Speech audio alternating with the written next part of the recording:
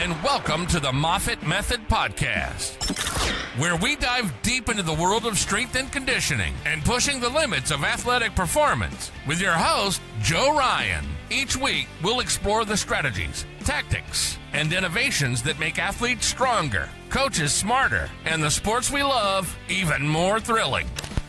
Whether you're a coach, an athlete, or just a fan of the game, we've got something for you. We'll be talking to some of the brightest minds in the industry, sharing their insights and experiences, and uncovering the methods behind the madness of high-performance sports. So tune in, turn up the volume, and let's get ready to learn, grow, and be inspired. This is the Moffitt Method Podcast. Today, we're joined by Coach Malorie Henderlong, the Assistant Director of Sports Performance at Auburn University. Beginning her time at Auburn in January of 2025, she brings a wealth of experience from her previous roles at North Carolina State University and Baylor University, where she worked with both soccer and softball teams. She also served as a high-performance intern at Austin FC of Major League Soccer. Coach Henderlong holds a bachelor's degree in health and exercise science from Spring Harbor University and a master's in liberal arts from Texas Christian University. She is also a certified strength and conditioning specialist and holds her FRC MS certification. A native of Crown Point, Indiana, Coach is responsible for developing and implementing the strength and conditioning program for women's soccer at Auburn University. We're extremely excited to hear the knowledge bombs that Coach has to drop today. Coach, welcome into the podcast. How are you doing? Good. How are you? Oh, another day in paradise, as they say. Everybody's in the heat of their seasons and it's fall time and school's picking up and athletes are getting ramped up for the next game. I feel that. Just ran off the field from practice and we hit the road tomorrow to start SEC play, headed to Ole Miss. So I'm right there with you. Yeah, that's always exciting. Y'all are in the heat of the season, college soccer, and, y'all are getting everything going. This is about the halfway point of your season, right? Yeah, just wrapped up non-conference play, start conference play this week. Are on the road quite a bit now. Thankfully on bus. We don't have any more flying trips this week. So that's one really nice thing about Auburn, this season.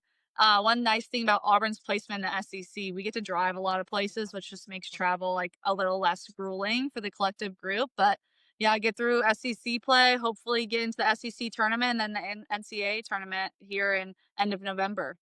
Yeah, I guess until you said that, I never really realized that, Auburn's kind of in the middle of all the SEC. So y'all kind of get that luxury that you can kind of, take those bus rides and don't have to check into flights and go through TSA and do all that stuff and get out. Yeah, I would say it's a great recruiting pitch. We don't really have to take any long grueling travel. Nice thing about the SEC, but nice thing about Auburn's placement in the SEC too. Yeah, that's awesome. That's a lot of fun times. I know that Auburn, Alabama thing, y'all got that going for you. The best, probably, if not the best, and it doesn't matter sport, right? If not the best, one of the best rivalries in all of sports.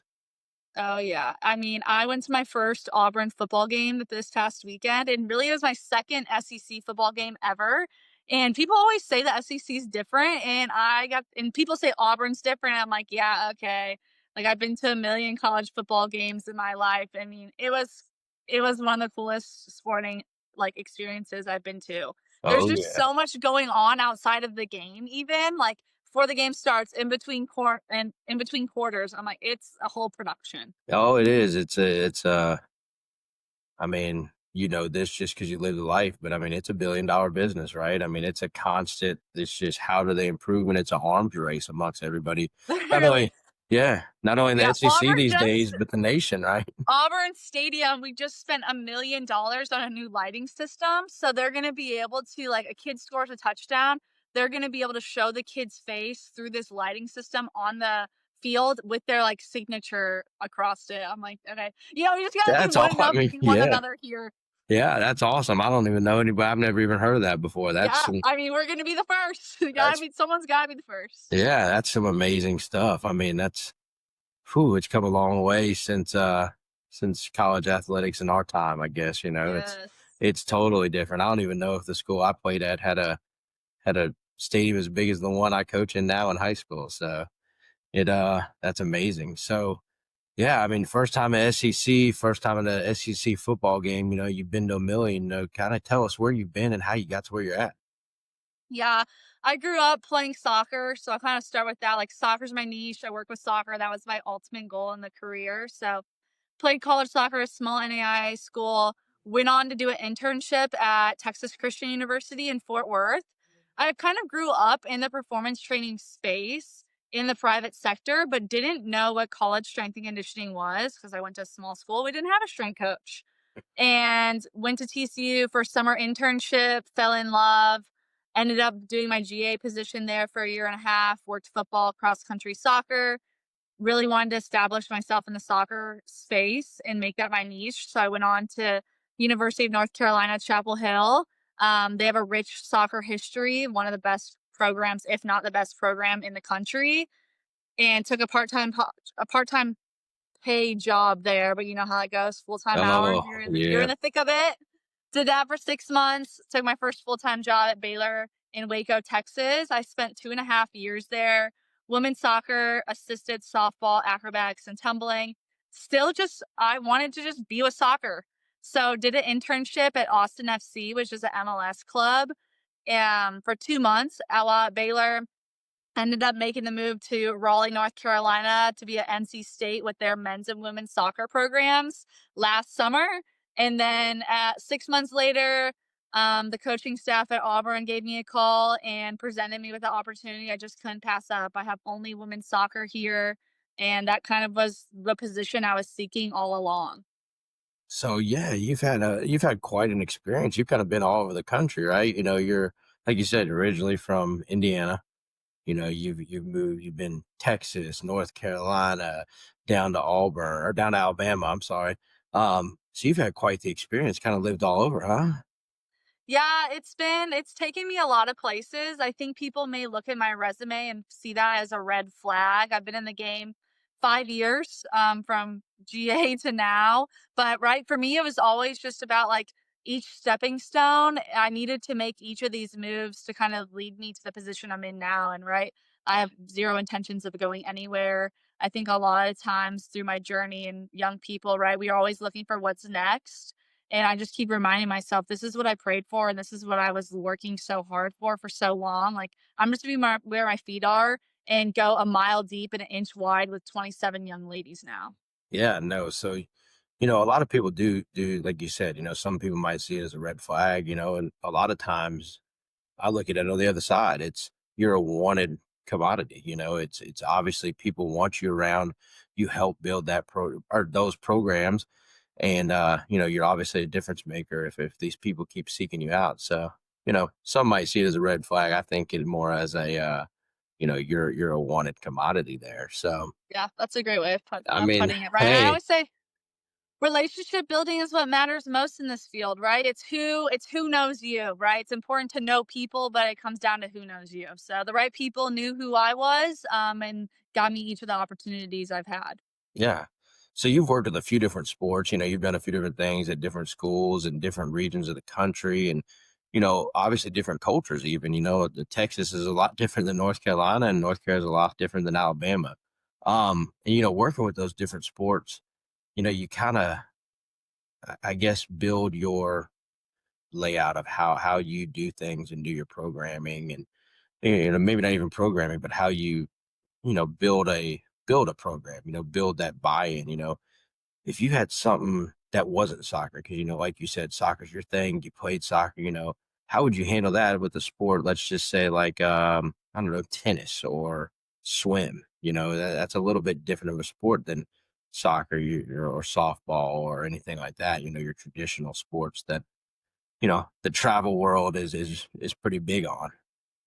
Yeah, I think that, right, my job as a strength conditioning coach early on, my foundation was just to be able to coach any sport there is, right? An athlete comes to me, I should be able to train them, no matter the sport that they play. Like human movement is human movement. I need to understand like each plane of movement, right? A tennis player, I don't look at it that differently from soccer. Yes, they make a lot more like lateral micro movements on a court, have rallies that maybe last a little bit longer that are more up tempo, understanding the demands of the sport, right? But at the end of the day, my job is to teach athletes to move exceptionally well. At least that, in my opinion, that's what it is, right? And then, right, look at the sport, understand the demands, and correlate the two things together. So I think I could go out there and coach any sport possible. Soccer's just the one I choose Yeah. to coach right now. And It's I the sport I'm absolutely, passionate about. yeah, I absolutely love that because I've always been a believer in, like you said, we're building athletes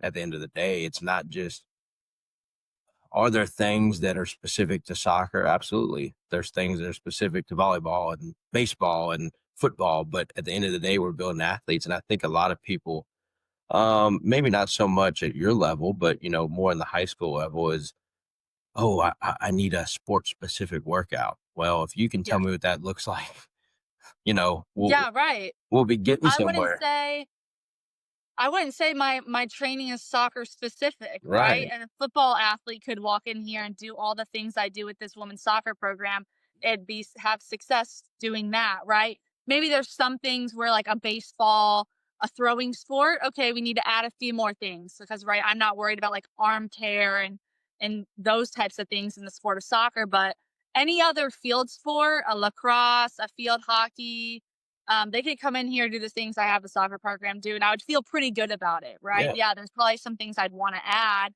for this specificity of their sport, but right. And I'm even posting on social media. Someone sent me some message the other day, and they're like, "These exercises are not soccer specific." And I'm like, "Okay, Karen, I'm Yeah. just trying to target the right audience. I know that what I'm posting is not just for soccer players. An array of athletes can benefit from these things." Absolutely. And people don't, you know, kind of leads right into my next thing here is, that's often a misconception, right? A misconception of what strength coaches do is that, oh, you got to be, sport specific and the soccer players have to train X, Y, and Z, and that's going to make them better at soccer. When in reality, lift, sprint, jump. I mean, you can build upon that, but those are the things that are the basis of any athlete, right? And, you talk about the Karens. I absolutely love, as much as I want to jump in all the time and I see stuff on social media on Instagram and it's like, a good friend of mine, Jason Poeth up at Alabama,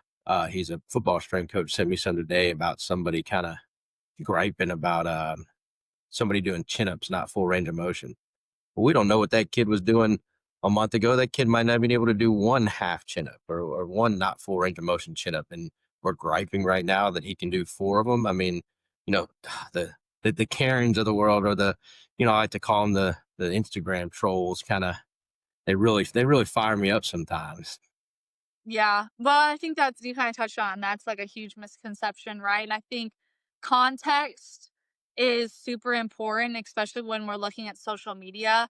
But I think another big misconception of an outsider looking in at our career, right? Someone who is not in the athletic space, doesn't work in athletics performance specifically.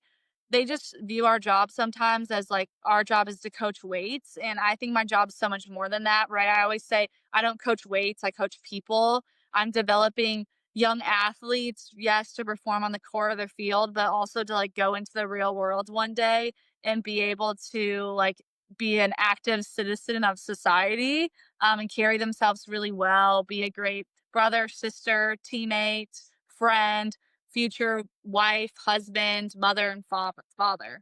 Yeah, no, and it's so much more, we're not just, a lot of people just think, oh, it's lift weights and yell and scream and, you know, wear tight sleeves. That's what everybody thinks that strength coaching is. And like you said, it's so much more. It's so much more educating, holistically building athletes. It's not just about, we're with them more than their coaches a lot of time. You know, uh, 100%. yeah, we're with them all the time, and it's the backbone of a sport program is the strength coach. If you're blessed enough to have one, like you said, you didn't have one kind of coming up and kind of fell into this and fell in love with it. Um, but it's the backbone of it. It makes things go, and you are with them every day and have the most influence on them. And sometimes you are psychologists, sometimes you are advice giver, and coach. And, at the end of the day, it's all into one to kind of building up these athletes.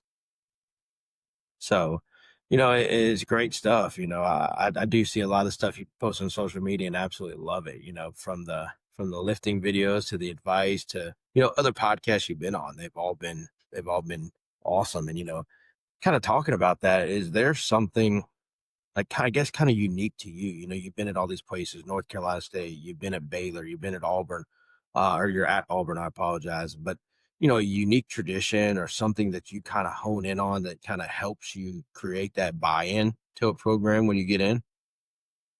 Yeah, I don't think necessarily.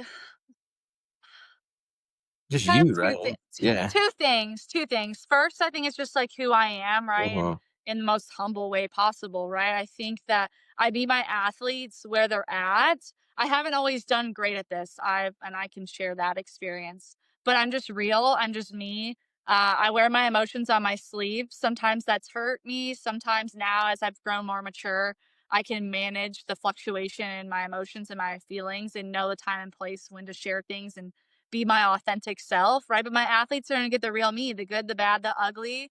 I'm gonna share the vulnerable sides of myself with them and just get real about like the hard things in life because they're gonna have to experience that too.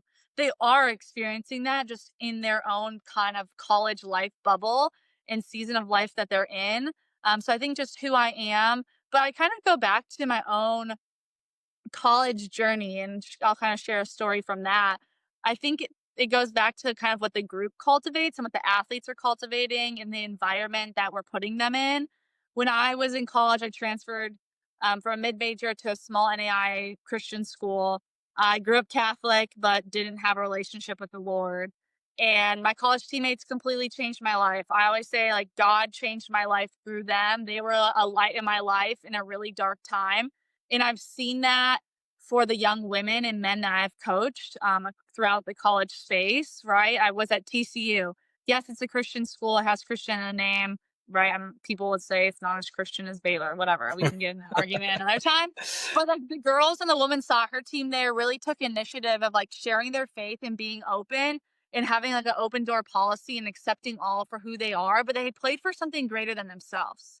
Saw the same thing at Baylor. I would say it's much more embedded in the culture of Baylor, starting with the coaching staff. Like the Lord was the center of everything that we did. Like it wasn't like we didn't second guess, like, okay, circle up, pray before practice, pray after practice. It was intentional, right? We were inviting girls in that didn't have a relationship with the Lord, and I've watched their lives completely drastically change just because of sport, right? And I think that having that in the back of their mind every single time they stepped on the field, really the front of their mind. They're playing for something greater. They have a greater purpose. Their gifts and that they can live out on the field are from a greater power, right? So I've just kind of seen like athletes' faith change the trajectory of the culture of a group, right? But people's lives, like they truly have an opportunity to change their teammates' lives by being vulnerable, sharing their faith, right, inviting them into Bible study, into prayer, and just being really intentional in relationships. Yeah, and that's such a strong message, especially, for any young athletes out there listening, that it's doing things with intent. And obviously, the places you've been is the most powerful thing done with intent, but doing it with intent is just, it means that much more because you put that much more effort into it, and it takes your teams obviously a long way. Everywhere you've been, you found success. And, you know, through the power of prayer, that's being intentional. That's just such a huge thing that I think a lot of people miss on these days, that, you know, uh, I guess at times becomes robotic for some, like this is what we have to do because I don't want to say, I mean, without all political correctness, because it looks good, right? Yep. A lot of people do it just because of that, not because they truly do it. I know at the school I'm at, the kids took upon themselves to do a Bible study every Friday morning, and it just kept growing and growing and growing and growing, and it gets, especially during the off season, like a massive amount of a group of guys go in there to do it. And it's just, it's such a great thing to hear, especially for our young listeners, that, it's not just at your level, it's at all levels, doing it with intent makes the difference. Yep.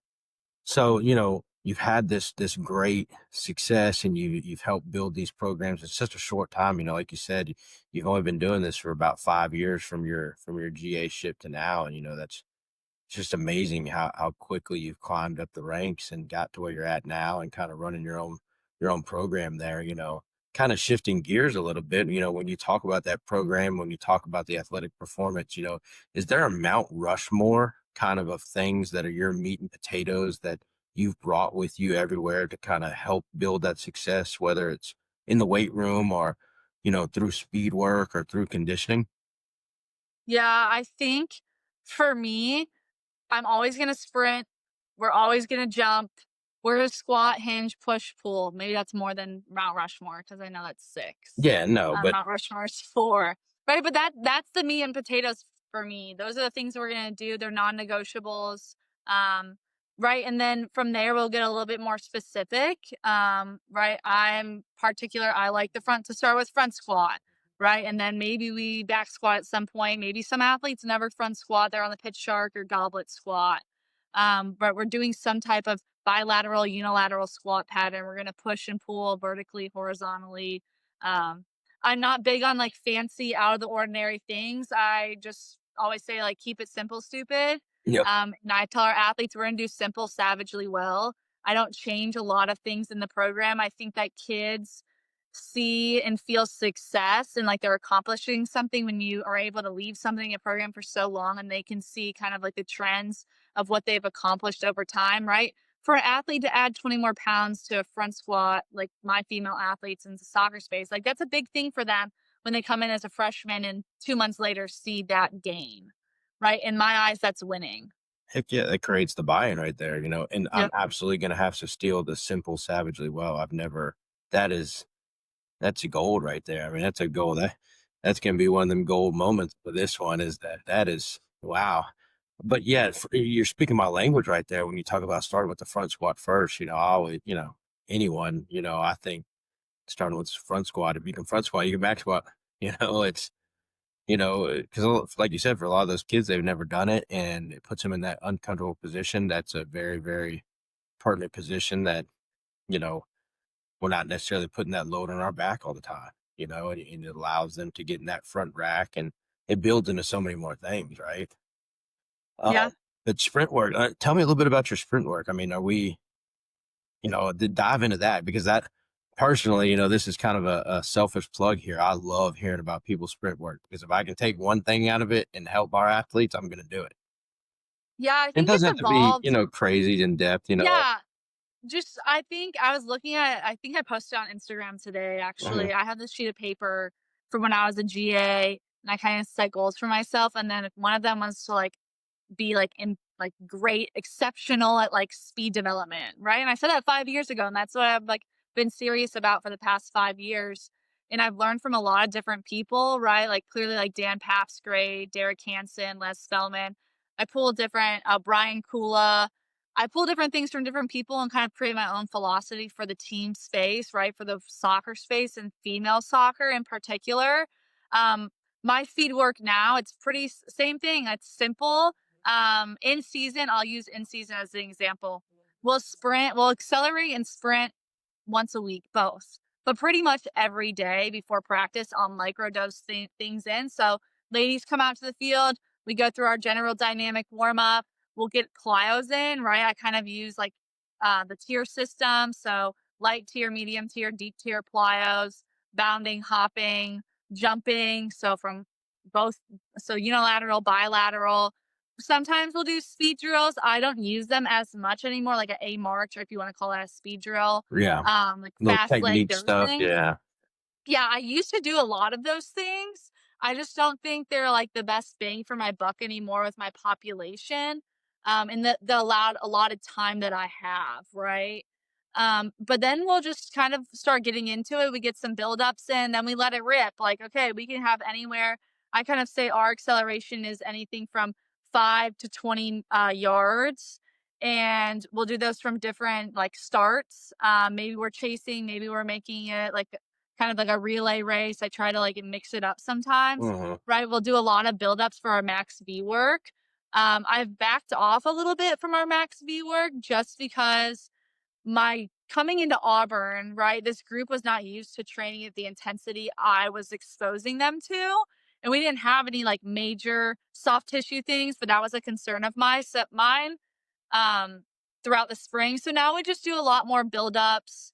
A lot of our like true max V work, we try to get organically in practice through specific drills or in match. Then we'll do some top up runs at the end of practice if I need kids to hit 90 or above, what, however much distance for their position within the 7-day period. And then I'll do like curvilinear sprints, S sprints, right? To kind of change it up, right? Just understanding that soccer is not played in a straight line. So we do need to work in these like different ranges of motion, even when sprinting. Yeah. So simple, kind of like that's like the Yeah. 10,000-foot view of like what I've got going on. So are you doing that all yourself, or do you have somebody kind of sports science helping you kind of break some of that down, or is it just you're diving Oh, all I'm into the sports you're science. everything? I love it. Yeah. Like I'm the sports science department. Yeah. Hey, As of right now. that's That's one of awesome. my jobs.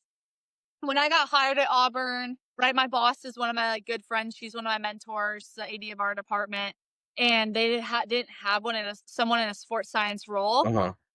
I wouldn't say that's necessarily like a huge passion of mine. I wouldn't call myself like a sports scientist. I'm not going to take a sports science only role. But right, I have experience with all the vault equipment. I run Catapult GPS for the soccer program. It's something I spend a lot of time doing already. So part of my job here at Auburn is to build a sports science department. Don't ask me what that looks like because I'm taking it a day at a time, Oh yeah. every single day. But it's becoming such a big thing, right? I mean, like Yes. personally, I love looking at the data. Like I'm kind of in the same boat as you. We don't have it's high school, right? We don't have Yep. one, but like I like to bring as much light to it as possible. I even got so far as approval. We tried putting in grants for GPS vest, and I even got approval from the school that if it would have got granted to us, that they were going to start a little sports science class to kind of be at games and kind of give us live time. And it'd have been great, but we'll try again next year for a little grant, try and get those GPS vests for our kids. But that's, it's amazing. I know, I said Mount Rushmore, but takes a lot more than just 4 things to build Mount Rushmore, right? I love that, every little bit of it. I see a lot of your speed stuff on Instagram all the time, and that's stuff that, like you said, you pull from different places. I'm pulling some stuff from you, and we're trying it, and we're going to in-season stuff, and I love every bit of it. When you talk about your approach to, kind of training these athletes, you're necessarily, I guess, degree, right? You got your master's in liberal arts, right?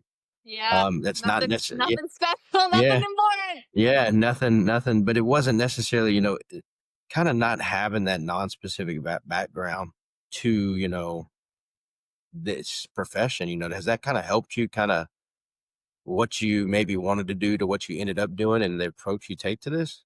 Yeah, I always tell people for like my master's in liberal arts changed the trajectory of my career. Really? Not because the content that I learned in my education, right? Hmm. I had the opportunity to go to TCU and be a GA. They presented me with 2 options. Either you do Masters of Liberal Arts, you do Masters of Education, and you do either one online so you can spend all day in the weight room. And they weren't joking when they said all day in the weight room. So I say it changed the trajectory of my career because I was thrown in the fire day one. Like I was spent 12 to 15 hours on average in the weight room every single day. I'd start the morning with cross country at 5:30 a.m., which means I'm rolling in at like 4:45. That was 3 times a week. I'd spend the whole day with different football lift groups. You know how that goes. We Oh had like yeah. 6 different lift groups in season. And then I'd have soccer practice, soccer lift, and I'd come back over to the facility for football practice. So I was going from 5 a.m. to 8 p.m. every single day. I'm not going to class. At 8 p.m., I'm going home and I'm getting online and doing my classes. So I was just so embedded in coaching. And it was and there was no handbook. There was no here's how to be a great GA at Texas Christian University. It was, hey, figure it out or crash and burn. And I was determined to figure it out and climb the ladder and just, adapt and evolve and make mistakes. And that's what I'm forever indebted to that place because the people there let me, this young little girl that knew nothing about strength and conditioning, and Division I college athletics, just come in and be myself and learn organically in the best way possible. And like the soccer coaches there, I'm forever indebted to those guys because they one day came in my office like, "Hey, we need you to figure out how to work this catapult GPS stuff." And I'm like, "What?" I was like, "But sure." And it was just trial and error. I didn't have anyone there holding my hand. It's just I had to go online. I had to do the work to understand the metrics, what was important to the sport of soccer, how to communicate that information to the coaching staff. And over the years, I've kind of developed a system, right? I think that's why I have a very low tolerance for like grad assistants, part time interns that say they want to be better, but they don't put themselves in situations to like truly crash and burn. Like you got to get your hands dirty and get in the mud, um, in the weeds, in the thick of it to truly learn. Like And you make have to some make mistakes along the mistakes. way. Yes, exactly. You took the Yes. words right out of my mouth. You got to make some mistakes Yes. along the way because, I mean, I know we preach it and it's cliche, but those losses or those mistakes make you that much better to where, again, it's amazing where you're at now in such a short time, right? I mean, you probably made mistakes or wrote I made programs. so many Yeah. Wrote mistakes. programs, mistakes, something that there's like, you look back on it now and you're like, what was I thinking? Like, what was that? Gosh. I look back and I always say I'm indebted to the soccer coaches at TCU because I think that they like really liked me. I think they did. And I'm like, gosh, like, what was I doing with those athletes? Like, what was that program? Like, I'm so thankful that they just trusted me and like gave me the space to try, like, and to fail and trusted me with their athletes. Like, we went to the Elite Eight that year. I'm like, there are athletes on that team that now are playing for the U.S. Women's National Team. That's crazy to me because I don't know what I was doing with them back then. Yeah, you just throwing darts at a wall, right? You just didn't know, right? Literally. Literally, but that's amazing to see is that how far learn and how quickly you learn, not far forward, how quick you learn in such a short time of like, all right, this works, this doesn't. We're going to move on with this no matter what. This is going to be a foundation, this isn't, this is not going to work with what Mm. we're trying to build here. And it's amazing how quickly that happens in this profession. I think you make a great point. I think that right, younger me, like, it's something I would say, like, younger people is it's okay if you believe in something today and then 2 weeks from now, you don't believe that it's the best thing anymore, right? And you adapt and you evolve. There's a lot of things I did early on, right? Kind of like I touched about, like, the A series. I used to drill a march, a skip, all a switch. I used to eat, sleep, breathe that. I don't know the last time I put it in my program recently for my college soccer players. Yeah, that's, I don't know.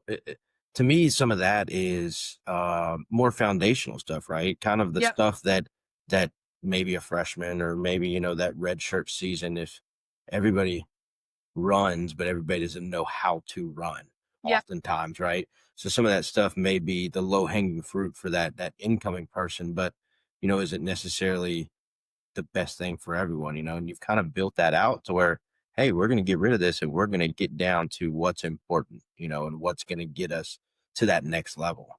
Yeah, I'm not saying I don't use it with Yeah, any but population, right? right, but I use it yeah, I train some youth athletes remotely, and I have those things in their program, absolutely. but I'm I still just use them for our kids sometimes. yeah, it's just I've learned now what's the most bang for my buck with the group that I have. Yeah. If you see kind of that technique going away, you might go back and do a 1, 2, 3 wall run series for a day, just to kind of, get them back to the basics and, see where we can go from there. I love that. I just kind of take what's going to get us better and do it that way rather than beat a dead horse trying to do something else.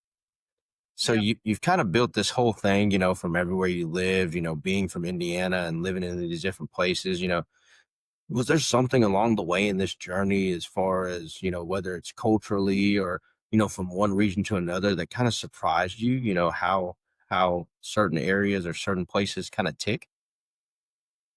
Yeah, I think and when I moved to Waco, I was in a culture shock. Mm-hmm. So I'm from Indiana, but I'm like suburb of Chicago from Indiana. And then I went to I was at TCU, so like DFW, big city Yep. was in Chapel Hill. there's still a lot going on in the triangle. And then I drive into like farmland, Waco, Texas, on down some back road. My dad was with me and he's like, oh boy, like, what did we just get ourselves into? And I thought I was like in the South in Waco. I was like in the Bible Belt, and then I moved to Auburn. Oh, And yeah. I'm like, wow, like this is the South. So I think it's still growing on me. I don't know. I love Auburn, right? And like I'm enjoying living here, but I'm just like, I don't know, the speed of life and the people and the culture of this place, it's still new to me and shocks me sometimes. Yeah, because you've only been there not even a whole year yet, right? Just since January? Yeah, Yeah. about 9 months. Oh, yeah, that's no time at all, but you've got to experience probably a lot of different food in a lot of different places too. I mean, that's kinda I think everyone's love Yeah. language, food. That's the one thing I miss about Texas and, like, Waco. We actually had a lot of good, like, taco trucks. Yeah, Mhm. I haven't found that here. It makes me really upset because one thing I love is some tacos. There is a place in town here that I think has good street tacos, and since living in Auburn, my DoorDash says I've ordered it 22 times, the same Coach, order. coach, you spend a lot of that's a lot of Taco Tuesdays right there. Yeah, Hey, Taco Fridays and Tuesday hey, now. there's nothing wrong with a good little, soft shell or street Yep. taco or anything, there's nothing like quesadilla, there ain't nothing wrong with any of that. I love that, and you got to experience a lot. I don't even know what's Alabama known for food wise. I'm not 100%. I Like don't Texas has know. got, barbecue Yeah, and barbecue, and I was gonna say that was one neat thing about going from Texas back to North Carolina, right? North Carolina kind of, like, holds themselves to a standard on barbecue, but the barbecue is different, and don't ask me how, but it is. and it's crazy because Memphis kind of being in the middle is completely different barbecue as well. I mean, Yep. golly, it's crazy, huh? But it was interesting when I first moved back to, Raleigh, like, I went and got barbecue with some people, and I'm like, "Oh, this is, like, not what I was thinking of barbecue." Yeah, I've been used to the good stuff Yeah. back I west. definitely prefer the Texas barbecue. Yeah, no, it's some really good stuff. I grew up right around the Waco area, and that's just really good stuff over there. When it comes to barbecue. So we talked, a little bit about the physical side of things. Tell us a little bit about mental. Is there any tricks that you kind of help the athletes to, kind of unlock the full potential of themselves? We talked about the holistically building them, but kind of what's something you can give us that, helps you help them? Yeah, I think it goes back to just treating them like people and Hmm. remembering that they're human first, athlete second. And coaching is an art, right? You have to know when to push an athlete and be hard on them and hold them to the standard, and when to kind of be more nurturing and supportive.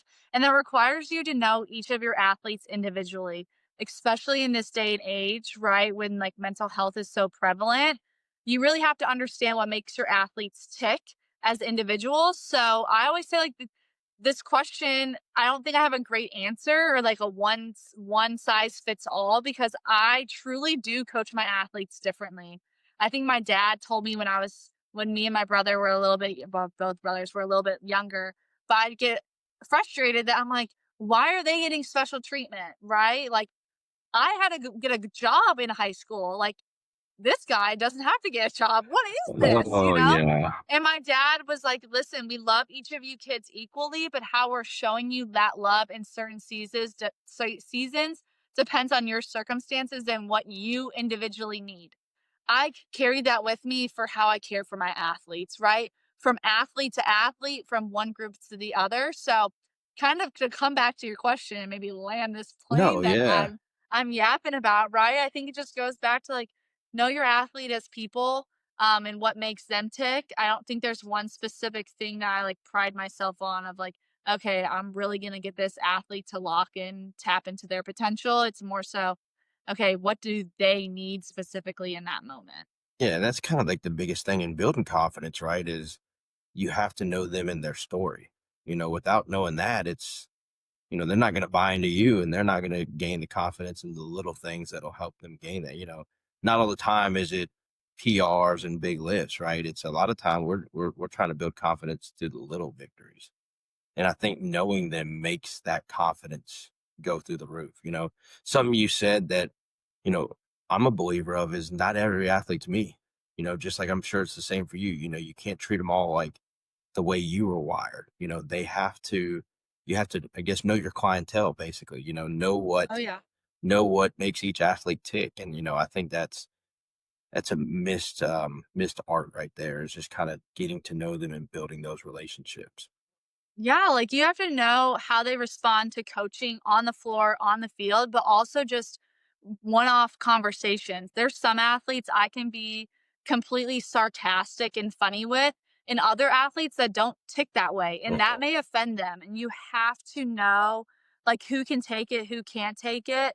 And if you're gonna dish it out, better be able to take it right back from them because they'll give it right back to you. Right. But some athletes need more love, like and just support and hey, how you doing rather than biting their head off and joking around with them. Yeah, and that being able to take it just as much as you dish it. That times are a little bit different than when they used to be. And I think it's more because there are more. I don't want to call player coaches, but there is more of that relationship building that the joking often gets, not not out of control by any means, but it gets playful. And, as a coach, you have to be able to kind of take some bullets as you give them out, with those specific athletes that you can kind of be sarcastic with and play with. And, both athletes are just as great as the other, Yep. the kid that doesn't, kind of get into that and the kid that does, they're both just as great as the next one. But that's what makes the job fun, right? That's what keeps it's not the same boring office job every day. It keeps us on our toes that you can allow that to happen. So, when we talk about this profession, no one's naive to it. Historically, it's a male dominated profession, right? It's very seldomly or used to be very seldomly, these days it's more prevalent. But, is there a piece of, key advice you can give to young women who might be considering this career? I know I got a young lady that lives in my house. I got a 12-year-old, and when she was up for student of the year 2 years ago, she wrote her paper that she wanted to be a strength coach when she got older. I love that. That's great. Is that going to happen? I don't know. I told her, baby, better get ready to get paid pennies and work long hours, but I will support you no matter what. Is there a piece of advice out there for our young ladies that you can give them? Yeah, I think just be yourself. And I didn't do this from the jump. So I think that's why that's my big piece of the advice, right? I tried to be like one of the dudes when I first started. There was no women around. There were no women for me to like look to my right and left and see them in the building. And I spent a year and a half in an internship like that until I met my now boss, who I met her when I was at UNC, and that's kind of how I ended up here, right? But for a long time, I was just trying to be a part of like the good boys club and live like a dude, eat like a dude, sit in the office, talk like a dude, carry myself in that manner. And I mean, it took me kind of a long time just to like embrace who I am as a female. And like if I feel good and I want to like curl my hair and put some mascara on to walk into work, like cool, so be it. Like if you're that woman, do that. If you're more tomboy and like or you want like the more grungy look and you don't really care what you look like, cool. Like that's great for you too, but just be yourself and be authentic and the right place and but more importantly, the right people will embrace you and like let your light shine and let you be who you are, right? I feel like Auburn is that place for me. I finally feel like I can be my full authentic self. I walk in the building every single day over the soccer facility. I'm loud, I'm obnoxious, I'm goofy. Um, I'm kind of a sarcastic asshole sometimes, and our head coach, we dish it at each other, and that's great. But I'm gonna be girly sometimes, and we were just on the road in Utah and went out to dinner, like went up to the mountains. I put a tennis skirt on, and I knew because everyone was gonna have something to say because like they've never seen me in a tennis skirt. Right. But outside of work, that's what I wear all the time. So I'm like, I'm gonna wear my tennis skirt and rock it. And I mean, our head coach was just like giving me a hard time, like totally in a playful, joking manner, right? But I was just like, okay, me 3 years ago, I would have never done that. And I wish that someone 3 years ago would have just been like, hey, it's fine. Just like wear the stupid tennis skirt. Yeah. Isn't it funny how when they see us in stuff that isn't shorts or a hoodie and shorts and a t-shirt, they're just appalled, like, Yes. something going on? Is something wrong? Like, I don't wear jeans or like khakis or anything like that. But when they see me in that stuff, they're like, Coach, is everything okay? Like, are you all right? Yeah, I'm fine. Yeah, I at can't NC wear. State with the men's soccer program, the first game of the year was, like, my headshot day, so I had makeup on, and then we won, and then we started, like, going on this winning streak, so I'm like, "Okay," you know, You gotta wear "I gotta wear you makeup." can't break a streak, right? Everything's Can't break gotta the be streak. yeah. So I'd come in the building for game day, and the guys are like, "What's going on?" I was like, "What do you mean?" They're like, "What's on your face?" I'm like, "Oh my Like, gosh," I like can't get dressed up. I can't, yeah, I gotta live this cliche the whole time I'm here, like, yeah, that's all, so that's great advice. Yeah, I know it's, being yourself and just being who you are, and they'll appreciate you more. I have a young lady who's interning for me right now who wants to be kind of same story as you. I think she didn't know what she wanted to do at first. She actually wanted to be a physical therapist and took a strength and conditioning class in college. And this is what I want to do with my career. So she's been interning with me for about a month now. And I'm finally getting her to actually talk to athletes. That's been kind of how it is your first time out, right? You don't really know what to say. And I tell her, look, you're the adult. No matter what you say, they're going to believe it, even if you're wrong right now. Like, just right. go out there and, beat yourself, dive in. And, she's awesome. And, she's going to definitely have to listen to this to get that advice because she'll be a good one day. So that's awesome, Coach. I love the advice part. I love the be yourself part. Everybody needs to hear that, not just the young ladies in this profession that are trying to get to where you're at and others are at, but just everyone. Um, I know we've kind of already talked about this, but when you talk about soccer specific, you kind of it is a prevalent thing, and not just to soccer, but to young ladies in sport. The lower body injuries. The the knee injuries specifically. Those all the ACLs and PCLs and MCLs. All that stuff's really prevalent. And I hate the word prevention because our job. I think that's something that is Yeah. cliche I to the always use outside. the minimization. Yeah. To the outside world, we're always the first ones, why didn't you prevent that injury? Well, nothing's preventable. I hate to break that to you. Reduction, minimization, like you said. Is there something that you found in your time that kind of helps with that lower body wise? Yeah,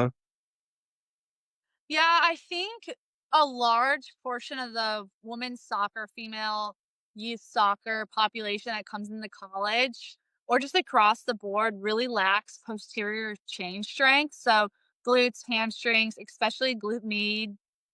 So I really hone in on that. I wouldn't say specific exercises Right. necessarily, right? We're gonna barbell RDL, dumbbell RDL, do a lot of like unilateral posterior chain work, both like hip dominant, knee dominant, long lever, short lever. But then also like our squat patterns. I think those are important as well. But I really hone in on the posterior chain, especially early on with like our more what I would call developmental athletes. That's a non-negotiable space for me, whether we're in season or out of season. Coach, like it gets me freaking fired up when somebody starts mentioning RDLs because, one of my big things, and I tell people this, I'm sure you feel the same. If you can't teach a group of middle schoolers how to RDL, you probably shouldn't be in this profession. Okay.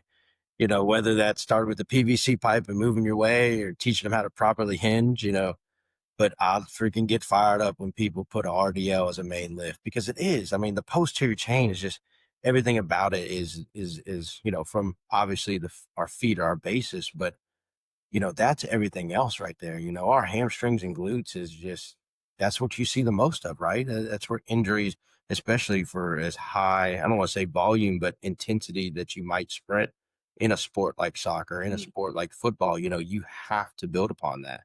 Those hamstring Yeah. injuries can linger forever.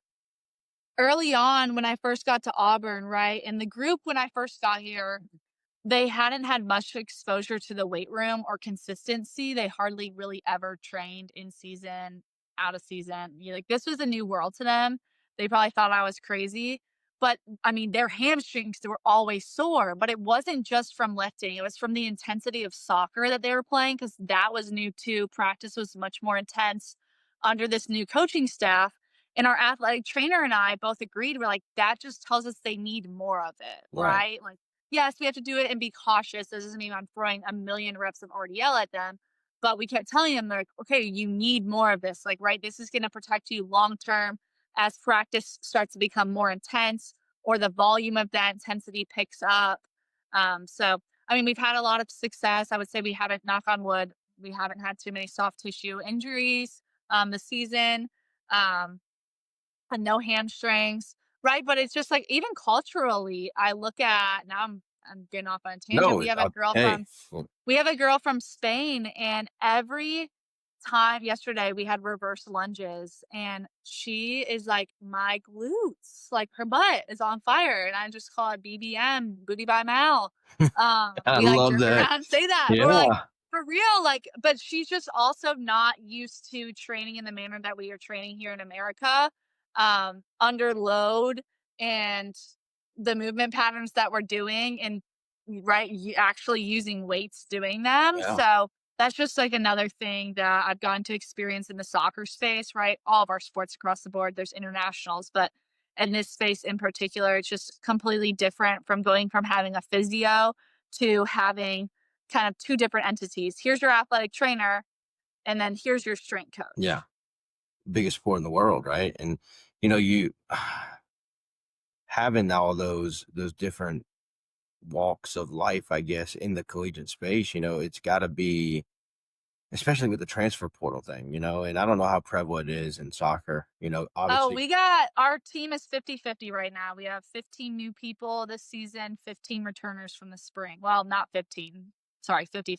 It's like 14 new people, 13 returners. And so that's got to be a little bit difficult, maybe on protocol. Like you don't know what they know, and you got to treat some of them, as new athletes, right? Because this is how we do things here. This is the standard at Auburn. This, might not be the standard at XYZ. Right. And I think I had a good idea of all of our, right. We had 5, 6 freshmen coming in, the rest transfers, a lot of them grad transfers. I built relationships with them from the time they signed to Auburn and they got training in their hands. I felt pretty confident with where the group was, but I was honest with them when they first stepped foot on campus for we were in the weight room. I was like, here's the plan. And honestly, the plan is so adaptable. Like today is about me seeing you and like what you're capable of and how you move. And you might be in a different group tomorrow and you might be going down a group, right? Everything's for you and where you're at and what you need at this given time. So we have a lot of things going on in our weight room at one time, right? We could have an athlete front squatting, someone else is on the pitch shark, we got another kid goblet squatting, we got someone else doing single leg squat. Like I swear, every time we do some like what you would call compound movement, there's like 6 different variations. Which is, hey, it makes you a great strength coach that you can be able to handle every little bit of that and make it the reason why, and a teachable thing as to, this is why you can do this now. And then we'll build upon to get you to a front squat, or we'll build upon to get you to, that RDL or whatever it may be, and that's what makes you good at your job, right? Is just, being able to take all those different aspects and build it into one and how you do things. Right. And I give the kids a lot of credit too because they ask great questions. Like they sharpen me every single day. They have been asking a million questions, for example, about catapult and GPS and what are the numbers you're telling the coaching staff at practice? Why does our load have to be this number? So the other day, I was like, all right, y'all got good questions. Like, let's sit down. I gave a 10-minute presentation on every single metric we look at daily, why they're important, kind of what our framework is for periodizing practice from a physical standpoint. And right, they understand, they want to know. So it goes for the same thing in the weight room. They know why, okay, they're doing this exercise instead of the other one. They know, okay, maybe I can try front squat again. If it's not feeling good, here are my options. Yeah, and that's got to be, because you came in the same time as the head coach. Correct. Yes. And that's got to make life so much easier that you're who they wanted. There's Yes. some situations that aren't that blessed that, they might retain, or they might, bring in later from someone they had previously. And it's a little bit different in how we do things. But that's got to be a little bit easier on you, that you were all coming in together, building the program and building it to where it's at today together. Right. I think, right. And coming into any program as a head coach, I do not envy head coaches, coaching staffs that have to Mm-mm. come in. And unfortunately, right, with the transfer portal these days, we had a lot of kids leave.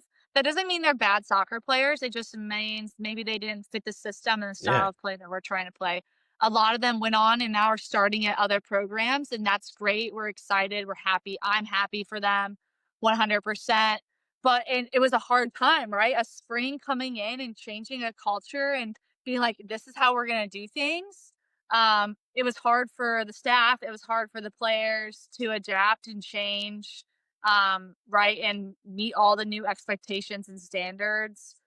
So, but yeah, definitely makes it my life easier when I come in with a staff who I knew what they stood for and I actively chose to come here with them. Yeah, and that's, building upon that, just making it happen and making all that, getting to where, you do find that success is just, it's got to be rewarding. It's got to be, whether they move on or whether they, but the ones that kind of stick around, that's got to be rewarding. And the ones that come in and kind of give you that thank you that they might have not been able to do at a previous school. Yeah, I mean, this summer alone, I was like, oh my gosh, yes, like this was a win for me. The kids came in. I think that this spring we really laid the foundations, the ones that were bought into the vision of the coaching staff and the direction that we were going. From a physical standpoint on my side, I laid out our summer packet because I'm like, if you do this, like trust me, if you do it, you're gonna be in a great place. If you don't do it, I don't know. And those kids, like, they trusted me, they did the work. They worked their asses off, and I've never been so proud of a group of kids that I've coached, like, in the last 5 years of my career. Like, they proved us all wrong because we were like, "Are they gonna be able to do Yeah. it?" Like, they came in and just I mean, they are so fit, they're so strong, and I'm like, "Okay, like, this is all I could ask for." And that right there is the paycheck. Yeah. Paycheck might not always be the paycheck you want, but that one right there, exactly I'm what you like, said. "Coach is happy with our Yes. fitness level? Yeah. Yes. I could That's resign right now." what you won't, but No. that's the paycheck, and you mentioned a few minutes ago just about, not wanting to be the head coach and not envying that spot. I'm sure we all felt it, especially with your soccer background. Everybody wanted to be a head coach, I think, at one point in their career. I thought they could. I feel the same way as you. I don't leave me where I'm at. I don't Yeah. want any part of that. You can have it. You can, you can take that and ride off into the sunset with it. Just let me do my job and we'll all be happy. I feel the same way. It's just used to have those dreams, not so much anymore. Yeah, and I think in the moments, right, when you work in this environment, we're all competitive, right? We were all competitors at one point. We were all athletes, and now we're coaches. We want the best. We want to win. We all think we have great ideas that we're bringing to the table, and sometimes our great ideas don't come to fruition. We don't get to like Yeah. implement them at that time.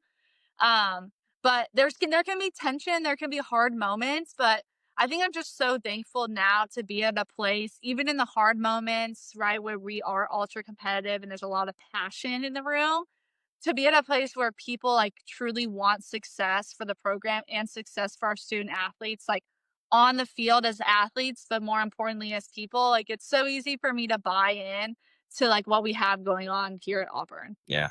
And I think, you mentioned it. That's what I know personally. That's one of my biggest flaws is I don't let stuff go. That's one of my ideas. I am very like probably getting myself and bite off more than I can chew. A little bit of little trouble sometimes is that I don't let ideas go because I do think it's a good idea. And I'm still stubborn and still feel like I'm 21 years old and every idea I have is the greatest idea in the world. Yeah, I think I talked about this on a different podcast maybe. I talk about like planting seeds, right? Mhm. So if you think something's a great idea, sometimes there's head coaches I've worked with that unless it's their idea, it's not a great idea. And you have to like sit back. I had to sit back and put my ego aside and just start planting seeds and let the coach think it was their idea. Right. And then one day they have this epiphany and this idea. And I'm like, I've been saying that for 3 months now. But hey, You like, can at have least this we're one. moving in Yeah. that direction, Yeah. like, I'm on board. So, Yeah. I think for me, it's just been all about planting seeds, like, today, I emailed our coaching staff about, like, an end of season report, right? Our season's nowhere near over.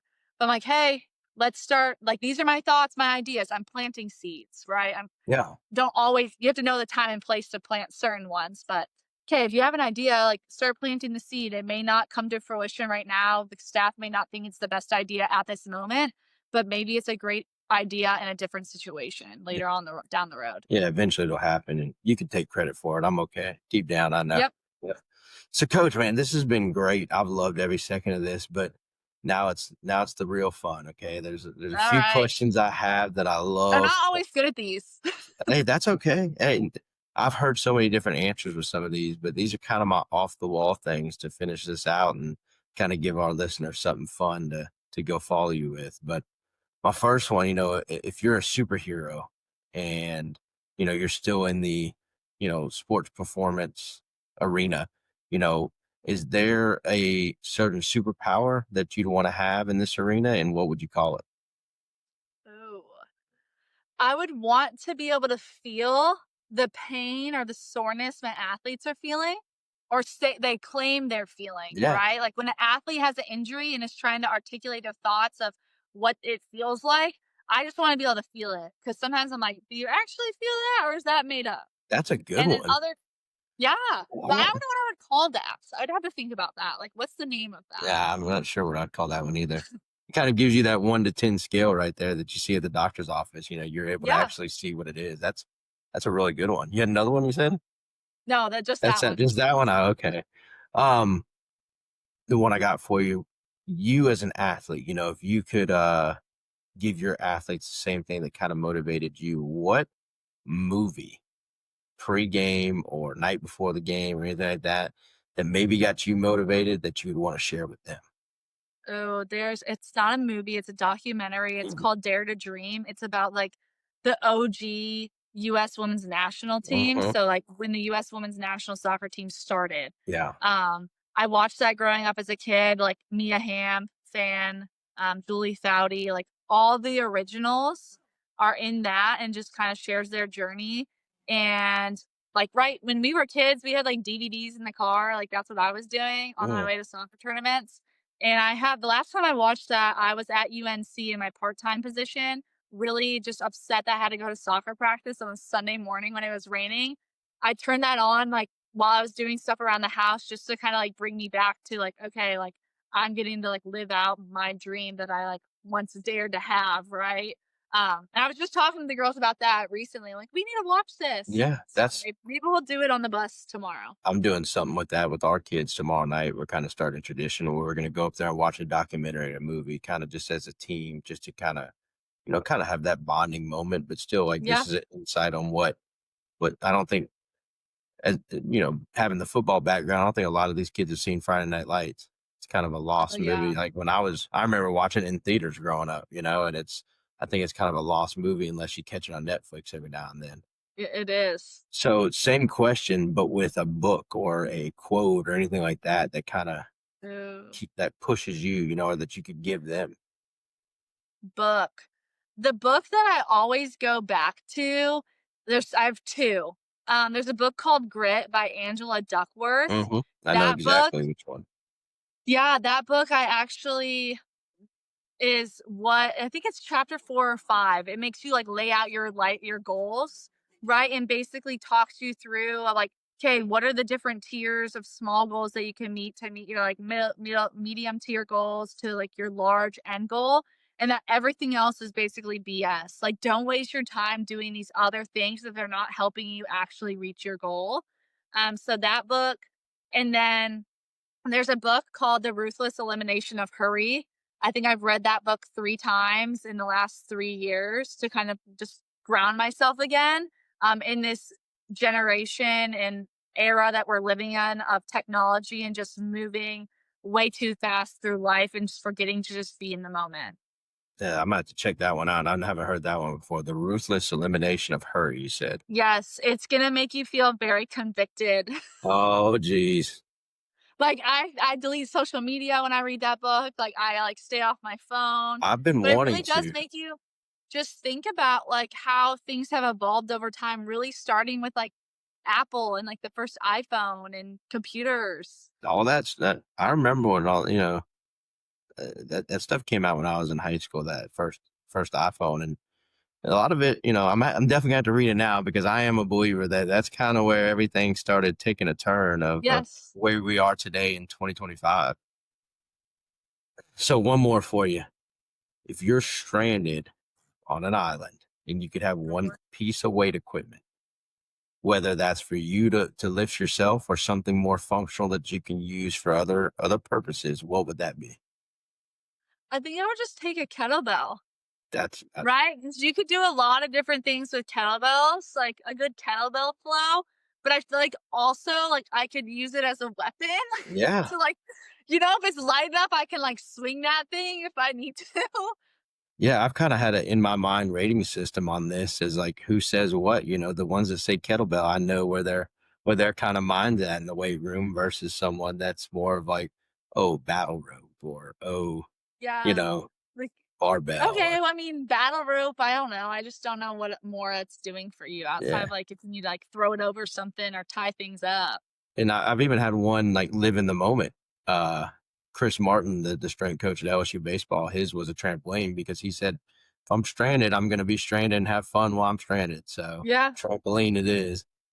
No, that's a great one. Kettlebell's a great one. Not the first time I've heard it, but that's definitely a solid answer. It doesn't rust, right? You don't have to kind of create some coconut oil to get your bar unrusted if you bring a Yeah, barbell, right? no, not So about that. yeah, Coach, this has been great. Before we get out of here, can you give our listeners any social media that they Yeah, can follow you? I'm mostly on Instagram. It's Mallory_Henderlong. You might have to like look at the bio attached here to figure out how to spell Mallory because my parents made it a little bit tricky. But I'm pretty active on social media through Instagram. I respond to every single DM I get, even if it goes to my requests. I think I check it like every 2 days. So I'm pretty much an open book. I'm happy to talk shop with anyone and get back to everyone. Absolutely, Coach. And we're definitely got to make our way down to Auburn soon to check out soccer. Pick up a few Yes, things, see how you do things, and please kind do. of learn some tricks of the trade there. So again, Coach, I can't thank you enough for coming on the show today. And we've had a fantastic time. This hour flew by. It's It been a did. it's been a great talk. I love getting outside the box and you know exploring more than just the programming part of this because the other stuff is just as important. So again, I Yeah. can't thank you enough, and we look forward to your episode coming out. Thanks. I appreciate you having me on. Thanks for listening to the Moffitt Method podcast. You can find us on Instagram, X, and Facebook, where we share tons of free content to help your team get stronger and win more championships. Be sure to subscribe to our free blog where we post high-quality training insights every week. Thanks again for tuning in, and have a great day.